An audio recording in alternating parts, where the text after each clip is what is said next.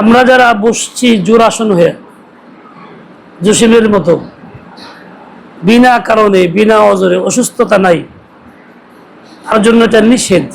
মসজিদে যেরকম বসা নিষেধ। কানে কম শোনে নাকি মাতবর? তাহলে কেমন হইব? তাহলে মাইক্য মাতবর মাইক নাই তো কেমন? যাদের কোনো অসুবিধা নাই, অপারগতা নাই, তাদের জন্য জোড়াসন হয়ে বসা নিষেধ। মসজিদে এমন বসা মাকরুহ তাহরিমি, আজকের জন্য না, সবসময়ের জন্য, জুমার দিন না, অন্য কোনো ওয়াক্তের জন্য। এমনকি বাইরেও এরকম বসা নিষেধ। এই বসাটাকে বলা হয় ফাসিকের বসা। আর যিনি অসুস্থ, অপারগ, অন্য কায়দা বসতে পারেন না, তার জন্য ভিন্ন কথা। আর যে পারেন, অসুস্থ না, বিনা কারণে এমন বসতে পারবেন না। এটা আল্লাহ তাআলার নবীর তরিকা।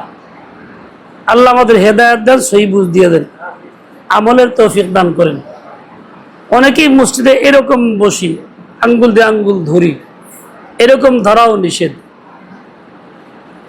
খেয়াল করতেছেন না মনে হয়? এই যে মুরব্বী নামাজ পাইতেছে না, এরকম ধরে বসা নিষেধ। আঙ্গুলে আঙ্গুল ঢুকাই দিয়া এরকম ধরে বসা মসজিদে নিষেধ। কাজে এরকম ধরেও কেউ না বসি, দুই হাত পৃথক রাখি। আল্লাহ নবী সাল্লাল্লাহু আলাইহি ওয়াসাল্লাম যেই কাজ নিষেধ করছেন, সেই কাজে কি আল্লাহ রাজি হবেন? অবশ্যই না। কাজে বিনা ওজরে জোড়াসন হয়ে বসলেও আল্লাহ রাজি না, এরকম ধৈরা বসলেও আল্লাহ রাজি না।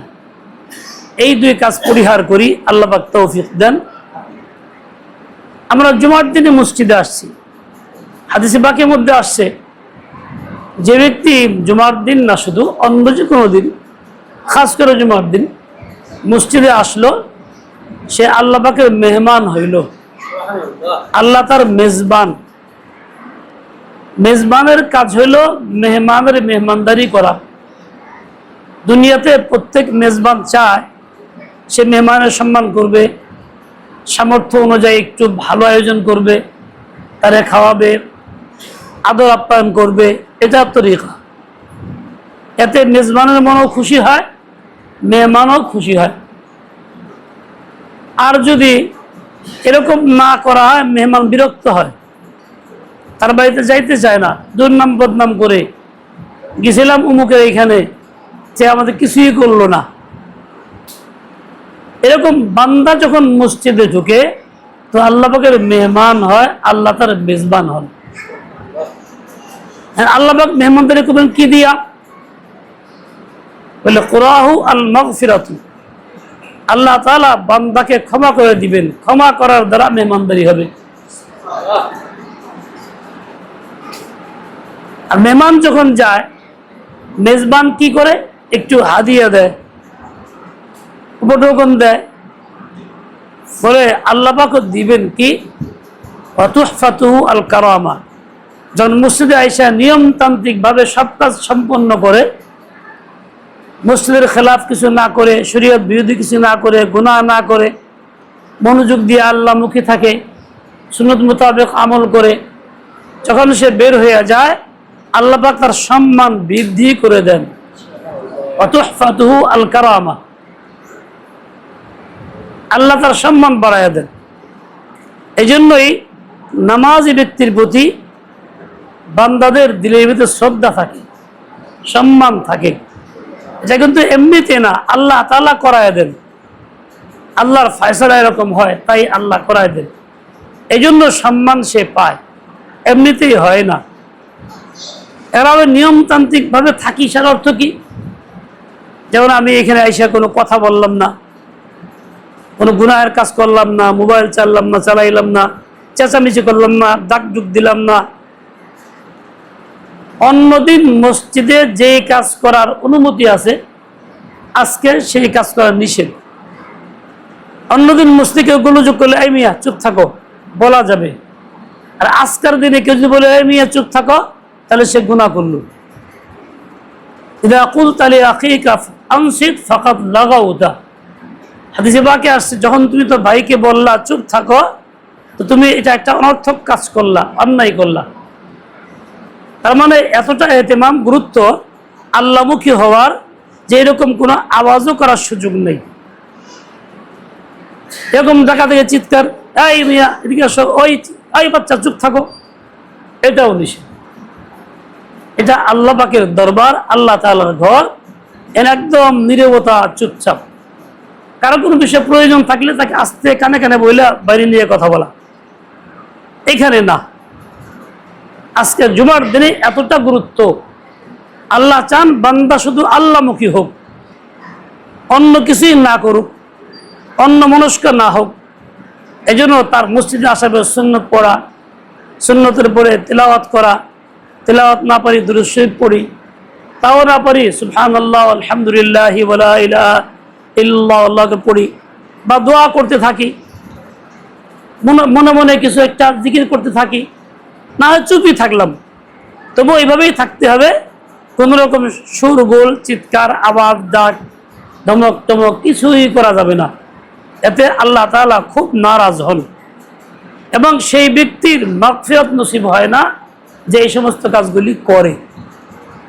এই জন্য সবাই খেয়াল রাখবো, অতীতের যা ভুল হয়ে গেছে, আগামী দিন যাতে এরকম না হয়। মসজিদে ঢুকবো তো এহতেমামের সাথে, গুরুত্বের সাথে আল্লাহমুখী হয়ে থাকবো, অন্য মনস্ক হব না। আল্লাহ তাআলা আমাদের বুঝ দেন, আমলের তৌফিক দান করেন। আবারও বলছি যে এরকম ধরে বসা নিষেধ, এরকম হাত ছাড়ায় বসতে হবে। কোনো ভাই এরকম বসলে তাকে বলতে হবে ভাই নিষেধ, সুন্নতের খেলাফ, তাকে এরকম বুঝায় নরমের সাথে বলে দিই, মুহাব্বতের সাথে ছাড়াই দিই। এরকম বিনা ওজরে জোড়াসন হয়ে বসা নিষেধ। জোড়াসন মানে দুই পাও পিছিয়ে দিয়ে যেরকম হয়, এই জন্য আগামীতেও এরকম বসবো না। আল্লাহ পাক তৌফিক দান করেন। এই যে আমরা মসজিদে আসছি, আল্লাহ পাক আনছেন, আল্লাহ আমাদের মালিক, আমরা আল্লাহ তাআলার বান্দা ও গোলাম। আমাদের তো আল্লাহ ছাড়া কোনো মাবুদ নাই, আমাদের মাবুদ একমাত্র আল্লাহ তাআলা। কিন্তু আমার আল্লাহর কিন্তু আমার মতো অনেক বান্দা আছে, অসংখ্য, সীমাহীন, সংখ্যাহীন, আমি জানি না কত বান্দা আছে। কাজেই আমি যদি আল্লাহকে নারাজ করি, লসটা আমার হবে, আল্লাহর লস না। কি জন্য? আমি উল্টা করলে আল্লাহর অসুবিধা নাই, বান্দা তো বহুত আছে, তাহলে অসুবিধাটা হবে আমার, সমস্যাটা হবে আমার, লস হবে আমার। আমার কাজ হলো আল্লাহকে নারাজ না করা, আল্লাহকে রাজি করা। এই যে আজকে দোয়ার আয়োজন আপনারা করছেন শুনলাম, মৃত মুরব্বীদের জন্য যারা চলে গেছেন দুনিয়ার থেকে, তার মানে সকলের দিলের ভিতরে একটা আগ্রহ আছে, টান আছে। যারা চলে গেছেন তাদের মাগফিরাত আমরা কামনা করি। আমরা যারা চলে যাব তাদেরও তো মাগফিরাত হওয়া দরকার। আমরা তো আজকে আসি, কালকে নাই। যারা বয়স্ক লোকেরা আজকে আসি আমরা এখানে, তারা কি আজ থেকে ৩৪ বছর পরে থাকবো এরকম আশা করা যায়? আশা করা যায় না, স্বাভাবিক নিয়ম এটা। তাহলে আমার যাওয়াটা এক সুনিশ্চিত এবং খুব কাছে, যাইতে আমার যখন হবেই তো ভালো হয়ে যাই, মাগফিরাত লাভ করে যাই, ক্ষমা প্রাপ্ত হয়ে যাই। এমন না যে আমি অপরাধী হয়ে গেলাম, তো আল্লাহর সামনে মুখ দেখাবো কেমনে, জবাবটা কেমনে দিব। তাই আমার কাজ হলো এইটা, আমার জীবনে যে কয়টা দিন আছে এই কয়টা দিন শুধুমাত্র আল্লাহ পাকের বান্দা হয়ে থাকার চেষ্টা করা, শুধুমাত্র আল্লাহ তাআলার হয়ে থাকার চেষ্টা করা। বান্দা যখন সবকিছু ছেড়ে দেয়, আল্লাহর হয়ে যায়, তো আল্লাহও তাকে আপন বানায় নেন। আর বান্দা যদি নিজের মন মতো চলে, তো আল্লাহ তাকে আপন বানান না। এই যে আমরা দুনিয়াতে আসছি, আমরা কি যার যার স্বাধীন মতো সময় আসছি, স্বাধীন মতো জায়গায় আসছি? তা কিন্তু না। আল্লাহ যখন যাকে যেই জায়গাতে যেই দেশে পাঠানোর ইচ্ছা যেই সময় সেখানে পাঠাইছেন। আমরা কিন্তু আল্লাহর কাছে করে আবেদন করে আসি নাই, বাংলাদেশের অমুক গ্রামে আমার জন্ম দাও, অমুকের ঘরে আমারে পাঠাও, এরকম কেউ আবেদন করে আসি নাই। আল্লাহ পাক যেমন চাইছেন তেমনটা করছেন।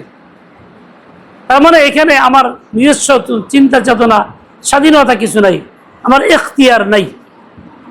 আবার যখন চলে যাব দুনিয়ার থেকে, যাওয়ার সময় কেউ তার স্বাধীন মতো যায় না, ইচ্ছা মতো যায় না, যাইতে পারে না। যখন সে বুঝে না যে আমি যাইতেছি, টেরই পায় না, সে ভাবছে আরো 2-4 বছর বাঁচার পরে এই কাজগুলি করবো, তারপরে গিয়ে হজ করবো, দেখা গেছে আগেই শেষ হয়ে গেছে। তাহলে তার যাওয়াটাও তার নিজের নিয়ন্ত্রণে না, ইচ্ছা স্বাধীন মতো না। যে আল্লাহ আমার এই বছর নিও না, 10 বছর পরে নিও, এই কথা বললে কি আল্লাহ তাই 10 বছর পরে নিবেন? তা না, আল্লাহ যখন চাইবেন তখনই নিবেন। আসাটা আমার মর্জি মোতাবেক না, যাওয়াটা আমার মর্জি মোতাবেক না। কাজে মাঝখানে যে কয়টা দিন থাকবে সেই কয়দিনও যাতে আমি আল্লাহ পাকের মর্জি মতো চলি, আমার মর্জি মতো না। বান্দা সেই কামিয়াব হয় যে আল্লাহ পাকের মর্জি মতো চলে। যেমন সে আসছে আল্লাহর মর্জিতে, যাবে আল্লাহর মর্জিতে, স্বাধীনতার নাই, ঠিক তেমনি সে এরকম ভাবে এমন দুনিয়াতে চলবে যে আল্লাহ পাকের মর্জি মতোই চলবে, নিজস্ব চিন্তা চেতনা দিয়া সে চলবে না, স্বাধীন মতো সে চলবে না। সেই হলো কামিয়াব। মাগফিরাত তার জন্য হবে, জান্নাত তার জন্য হবে, তার জন্য সুপারিশ হবে। আর দুনিয়া চলবে নিজের মন মতো, মর্জি মতো, তার জন্য মাগফিরাত না, সুসংবাদ না।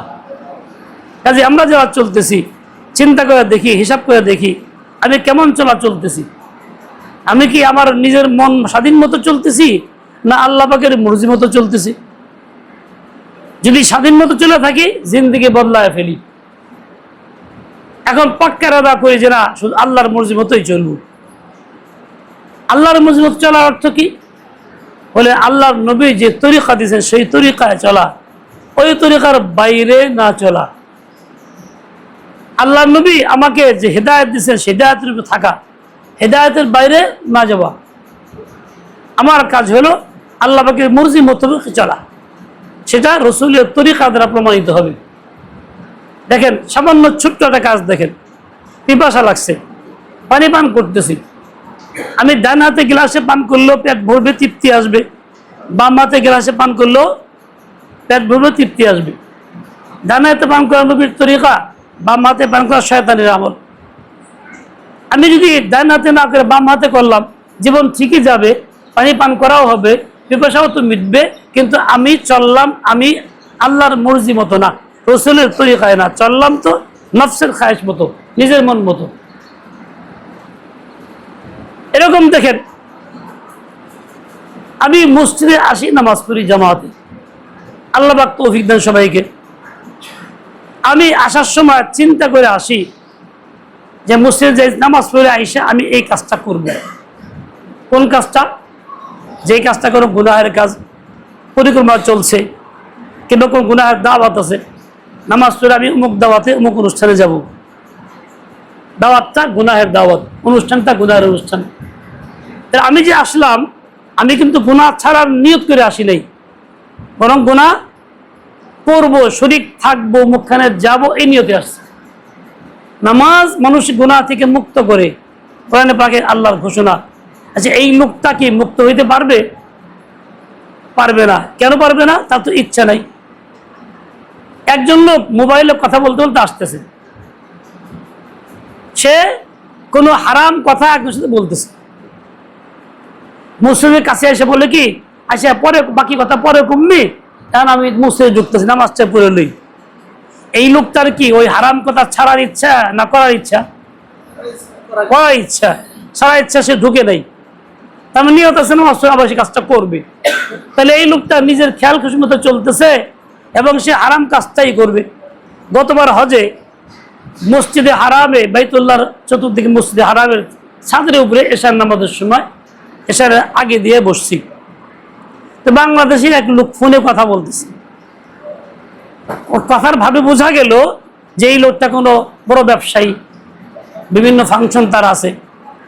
আর ওইখানে মসজিদে বসে বসে কইতেছে, এই ওই 50 লাখ টাকা এটা দেখাবি না, খাতা এভাবে উল্লেখ করবি না, এটা এভাবে করবি, এটা ওইভাবে করবি। তার অধীনস্থকে হুকুম দিতেছে বা বলতেছে, তার মানে ট্যাক্স ফাঁকি দেওয়ার জন্য এই কাজটা এভাবে করবি। আচ্ছা বলতেছে তো, বলতে কোথায়? হারাম শরীফে, মুস্তাহারামের সাথে বৈশা। আচ্ছা এই লোকটা হজ করতে গেছে, গুনাহ থেকে মুক্ত হওয়ার জন্য গেছে, তার তো গুনাহ ছাড়ার ইচ্ছা তো নাই, ওখানে সে হজের মধ্যেই গুনাহ করতেছে, তাহলে কি গুনাহ মাফ হয়ে যাবে? মাসুম হয়ে আসবে? তা কিন্তু আসবে না। এরকম মসজিদে আসলো, আসার সময় নিয়ত থাকলো গুনাহ করার, যে অমুক কাজটা করবো গিয়া, আবার ঠিক ওই কাজটাই করলো, না করলেও নিয়ত এটা ছিল, তাহলে সেই লোকটা তো নামাজ পড়তে ঢুকছে ঠিকই, গুনাহ ছাড়ার নিয়তটা করে নাই, তো এই লোকটা নামাজ দ্বারা গুনাহমুক্ত হবে কেমনে? নামাজ থেকে বিরত রাখতে পারে না।